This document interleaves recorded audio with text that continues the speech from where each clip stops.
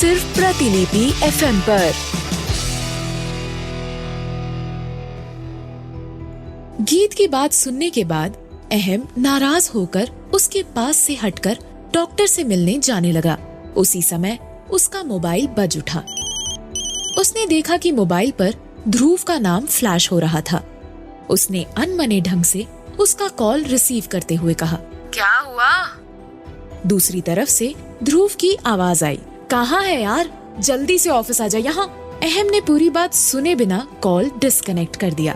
Call कटते ही ध्रुव ने mobile देखा और परेशानी भरी आवाज में कहा, ये लड़का भी ना मेरी पूरी बात सुनता भी नहीं है। कोई नहीं, स्टाफ तो मेरी बात सुनेंगे ही। वह अपनी कैबिन से बाहर आया और ऊंची आवाज में बोला, सभी स्टाफ मेरी तरफ ध्यान दो। कपूर इंडस्ट्रीज के हेड ऑफिस में सभी स्टाफ के बीच अफरा तफरी मची हुई थी। ऑफिस के भी सभी स्टाफ अपना पिछले दिन का पेंडिंग पड़ा काम जल्दी जल्दी निपटा रहे थे। ध्रुव की आवाज सुनते ही स्टाफ अपनी अपनी जगह पर खड़े हो गए और उनकी तरफ देखने लगे। ध्रुव ने स्टाफ की तरफ देखते हुए कहा, कल हमारी कंपनी में बहुत बड़ी गड़बड़ हुई थी। अब ये गड़बड़ी किसने की है वो तो हम ढूंढ लेंगे, लेकिन बॉस के आने से पहले बाकी छोटी छोटी प्रॉब्लम्स भी ठीक हो जानी चाहिए। तुम लोगों को पता है ना कि अहम को हर चीज परफेक्ट चाहिए होती है, इसीलिए भूल कर भी कोई गलती मत करना। सभी को समझाकर ध्रुव वापस अपने कैबिन में चला गया और डेस्कटॉप पर कुछ सीसीटीवी फुटेज देखने लगा। वहीं ऑफिस के सभी स्टाफ और भी तेजी से अपने अपने काम करने में लग गए, क्योंकि उन्हें भी पता था कि अगर कोई भी गड़बड़ हुई तो उन्हें फायर कर दिया जाएगा। हर कोई अपनी जॉब को बचाना चाहता था।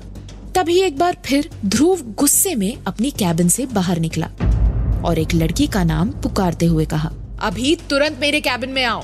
वह लड़की डरती हुई ध्रुव के कैबिन की तरफ बढ़ी। वहीं दूसरी तरफ हॉस्पिटल में गीत को एक जानी पहचानी आवाज सुनाई पड़ी। गीत, गीत बेटा। आवाज बगल के कमरे से आ रही थी। वह मन ही मन बोली, ये तो दादू की आवाज लग रही है, लगता है वो मुझे पुकार रहे हैं। गीत खड़ी होती हुई बिट्टू से बोली, तू यहीं रुक, मैं कुछ देर में आती हूँ, ठीक है? बिट्टू ने हाँ में सर हिला दिया और गीत वहाँ से निकलकर बगल वाले कमरे में चली गई। गीत को देखते ही दादू बोले, किससे लड़ रही थी बेटा?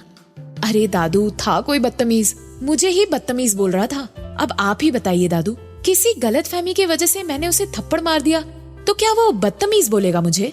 कहना तो नहीं चाहिए, लेकिन गलती तुम्हारी भी थी, तुमने सॉरी कहा उससे?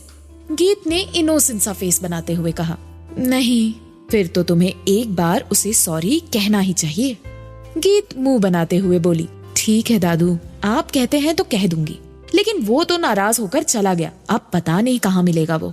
उसी समय उस रूम में अहम ने एंटर करते हुए कहा, दादू, डॉक्टर से मेरी बात हो गई, उन्होंने कहा कि आपको 1-2 दिन और यहाँ ऑब्जर्वेशन के लिए। बोलते हुए अचानक उसकी नजर दादू के सिरहाने बैठी गीत पर पड़ी और वो एकदम चौंक पड़ा। वहीं गीत भी अहम को देखकर एकदम चौंक गई थी। वह मन ही मन आश्चर्य करते हुए बोली, ये दादू का पोता है। उसके लिए यह एक अजीब सी सिचुएशन हो गई थी कि उसने दादू के पोते को ही थप्पड़ मारा था और दोबारा बिना सॉरी बोले उससे लड़ भी लिया। दूसरी तरफ अहम को समझ नहीं आ रहा था कि वह लड़की दादू के पास आखिर कर क्या रही थी। वह दादू को कैसे जानती थी? दोनों एक दूसरे को घूर रहे थे कि तभी दादाजी बोल पड़े, गीत बेटा, ये अहम कपूर, मेरा पोता और कपूर इंडस्ट्रीज का मालिक भी। फिर वह अहम की तरफ देखते हुए बोले, अहम, ये गीत है, बहुत अच्छी लड़की है। ये इंडियन रेड क्रॉस सोसाइटी की मेंबर है और अपने ही हॉस्पिटल में सेवा देती है। इसने हमारी बहुत अच्छी सी सेवा की है, इसके वजह से ही तो मैं इतने जल्दी ठीक हो पाया। दादाजी उसकी शान में कसीदे पढ़े जा रहे थे और अहम बस एकटक गीत को देखे जा रहा था। गीत को अहम के सामने अजीब सा फील हो रहा था। उसने एम्बैरेस फील होने से बचने के लिए उसकी तरफ देखते हुए कहा, हाय, फिर तुरंत ही अपना सर नीचे कर लिया। अहम ने भी धीरे से कहा, हाय। गीत को अब सच में वहाँ और भी ज्यादा एम्बैरेस फील होने लगा। वह उस समय भूल चुकी थी कि उसे सॉरी भी कहना चाहिए और थैंक यू भी। उसी समय वहाँ डॉक्टर लतिका आकर बोली, मिस्टर अहम, गीत, आप दोनों प्लीज थोड़ा बाहर जाइए, मुझे कुछ चेकअप करना है। गीत को बहाना मिल गया था। वह अहम से कतराती हुई तेजी से बाहर निकल गई। वह रेलिंग के पास जाकर खड़ी हो गई और खुद पर खींचती हुई बोली, पागल हो गई है तू गीत, तूने इसे थप्पड़ मार दिया। इसे दादू को पता चला तो वो क्या सोचेंगे? तू तो बेटा गई, अब सोच क्या रही है? माफी मांग जाके उससे, माफी मांग। उसी समय अहम भी कमरे से बाहर निकलकर रेलिंग के दूसरी तरफ खड़ा हो गया। उसने तिरछी नजरों से गीत को देखा। उसने आज पहली बार ध्यान से उसका चेहरा देखा था। उसका मासूम सा चेहरा देखकर अहम को उस पर गुस्सा नहीं आ रहा था। वह मन ही मन सोचने लगा, मैंने भी शायद पैसों की बात करके कुछ ज्यादा ही हर्ट कर दिया है उसे। हो सकता है ध्रुव की बात सच हो, ये उस टाइप की लड़की नहीं होगी। इसने तो मेरे दादू की सेवा भी की है, इसे मैं ही सॉरी कह देता हूँ। वही गीत खुद को समझाते हुए बड़बड़ाई जा रही थी। कुछ देर तक वह अपने से ही लड़ती रही, फिर डिसाइड किया कि अब वह सीधा उसे आई एम सॉरी बोल देगी। ना ही कोई झिझक, ना कोई टेंशन, कुछ भी नहीं। ऐसा विचार करने के बाद उसने एक गहरी सांस ली और झिझकते हुए अहम की तरफ मुड़ते हुए बोली, आई एम सॉरी। उसी समय अहम भी बोल पड़ा, आई एम सॉरी।